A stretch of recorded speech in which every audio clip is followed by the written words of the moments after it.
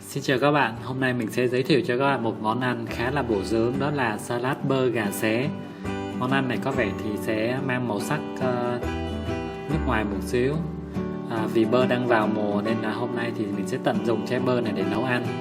Thì mình gồm có một trái hoặc hai trái bơ thì tùy theo độ các bạn ăn nhiều hay ít, một ít thơm, một chút húng quế, đặc biệt là gà ta không có xương mình bỏ những cái phần xương đi ha, một chút gia vị khác nữa thì bao gồm mè rang, mật ong và bột nghệ. Và bây giờ mình sẽ cùng sơ chế món này. Món này ướp rất là đơn giản, đó là mình chỉ băm một xíu tỏi và ướp gà với lại tỏi băm, thêm vào đây một chút muối và cuối cùng là mình cho số bột nghệ vào đây để cho nó có một màu sắc đẹp hơn nha. Mình sẽ trộn đều lên tất cả các nguyên liệu này và mình sẽ ướp gà trong khoảng 15 phút cho gà nó sẽ thấm được cái muối và tỏi ha các bạn. Bây giờ thì sau khi mà gà đã ướp xong thì mình sẽ đem đi áp chảo. Mình cho vào đây khoảng 2 muỗng dầu ăn, hơi nhiều dầu một chút xíu để cho gà được chín đều ha.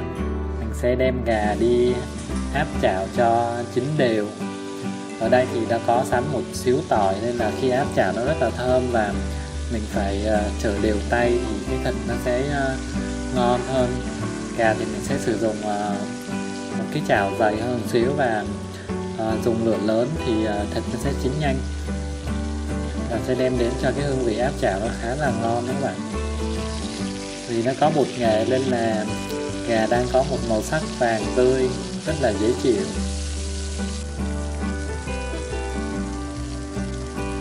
Mình sẽ sử dụng một cái muỗng để ép cho gà nó chín nhanh hơn nha, chín đều. Bây giờ thì gà đang rất là thơm mùi tỏi, mỡ gà thì cũng đã ra hết rồi, còn chỉ lại còn thịt nhưng không khô nha các bạn. Bây giờ mình sẽ tiến hành đi làm nước sốt. Mình sẽ sử dụng một miếng thơm và mình xay nhuyễn, sau đó mình lấy nước và mình ép vào đây thêm một chút tỏi, một chút dầu ăn, một chút muối, thêm vào đây mật ong để tạo độ ngọt, và cuối cùng là mình cho lên đây một ít mè rang cho nó thơm nha. Sau rồi mình sẽ trộn đều món sốt này lên.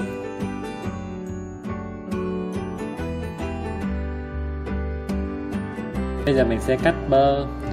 Bơ thì để cắt cho nó không bị thâm thì mình bôi một chút dầu vô dao nha các bạn.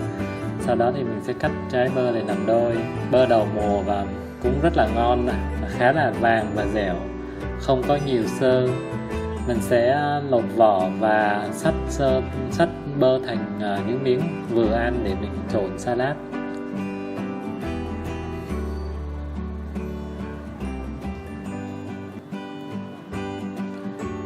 Lúc nãy dao mình có bôi một chút dầu nên là nó không bị thâm khi bơ bây giờ nhìn rất là bóng và đẹp, không có bị thâm cái xơ.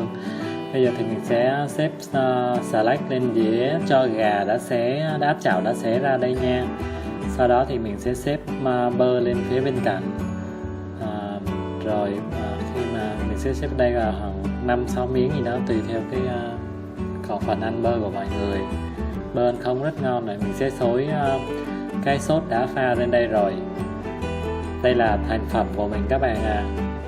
Khi mà ăn món này thì mình nên ăn kèm với lại bánh mì. Bánh mì mình sẽ kẹp gà, một miếng bơ và ít rau á, ăn rất là ngon và khá là miệng, rất là giàu dinh dưỡng. Trái cây đầu mùa nên là các bạn tranh thủ ăn cái món bơ này nha. Hy vọng các bạn sẽ thực hiện được cái món này thành công. Cảm ơn bạn đã xem và chia sẻ. Hãy like và subscribe để ủng hộ mình nhé. Xin chào.